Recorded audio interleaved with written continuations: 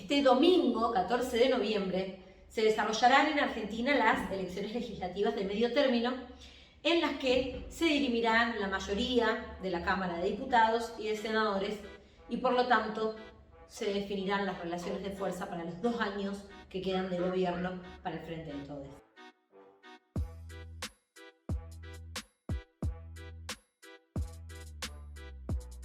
Y no podemos hablar de la coyuntura nacional sin hacer referencia a el fenómeno que transformó el mundo para siempre. Esta pandemia que nos llevó al aislamiento y nos transformó nuestra forma de vivir por completo, transformó también la estructura económica. Una gestión que tuvo que atravesar el desafío de gestionar con 2 pandemias. Una antes de su asunción, que tuvo que ver con el proceso de valorización financiera que llevó adelante el gobierno de Cambiemos durante la presidencia de Mauricio Macri, y la otra, a 99 días de asumida la presidencia, comenzó la pandemia por COVID. Este ciclo de valorización financiera atentó contra el entramado productivo, que es, al fin y al cabo, la única fuente generadora de trabajo y de riqueza. Esto quiere decir que los dólares que ingresaron producto de la enorme toma de deuda que llevó adelante el macrismo no fueron utilizados para generar desarrollo, producción y trabajo, sino por el contrario, fueron al camino de la especulación, fueron fugados. De hecho, aparecen, como hemos visto, en Panama Papers y recientemente en Pandora Papers, los nombres de las principales familias y empresas que se llevaron el dinero de la deuda argentina a sus cuentas privadas en otros países. En esos 99 días de gestión sin pandemia, el gobierno de Alberto Fernández ya había aplicado medidas de emergencia social, dada la situación devastadora en la que se encontraba la población argentina producto de las políticas neoliberales que llevó adelante el macrismo. Ley de emergencia, ley de solidaridad social y reactivación productiva, impuesto país, jerarquización del Ministerio de Salud, congelamiento de tarifas, baja de las tasas de interés, subsidios para pymes, doble indemnización en caso de despidos y un programa de lucha contra el hambre. 3 días después del decreto de aislamiento social preventivo y obligatorio dictado el 20 de marzo del 2020, el gobierno llevó adelante medidas de emergencia, particularmente el ingreso familiar de emergencia,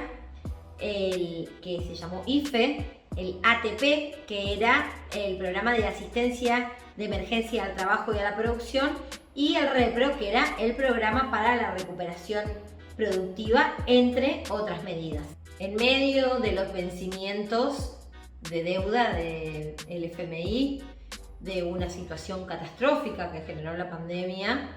y de una parálisis productiva, el gobierno llevó adelante estas medidas para paliar el sufrimiento a la población. A su vez, el 20 de diciembre de 2020 se dio inicio a la campaña de vacunación, que ha llegado al día de hoy a un total del 75% de la población vacunada. En medio de esta situación, los medios hegemónicos y las plataformas digitales llevaron adelante innumerables campañas que generaron zozobra y malestar en la población, como por ejemplo el vacunatorio VIP, el Olivosgate, lo que fue la discusión respecto de la corrupción y los chantajes de la compra de las vacunas, el caso de Formosa, la discusión sobre las clases sí o clases no, entre otras tantas que permanentemente influyeron en la conformación de una subjetividad particular y de un malestar agudizado por el encierro. El éxito de estas operaciones halla su base material en el desdibujamiento que sufrió el salario, la inflación y además el aumento de precios y tarifas, a pesar de los esfuerzos estatales. Por supuesto que no todos perdieron en esta pandemia y en esta crisis económica mundial. Hubo empresas como por ejemplo Molinos de la familia Pérez Compán o Ledesma de la familia Blaquier, también Arcor de Luis Pagani, que se nuclean en la Copal,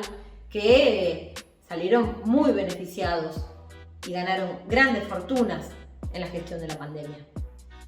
Argentina atraviesa días decisivos, no solo por el contexto electoral, sino también porque lo que se juega es el futuro de las argentinas y los argentinos, tanto por las condiciones de reestructuración de deuda que impone el FMI, como por el empeoramiento de las condiciones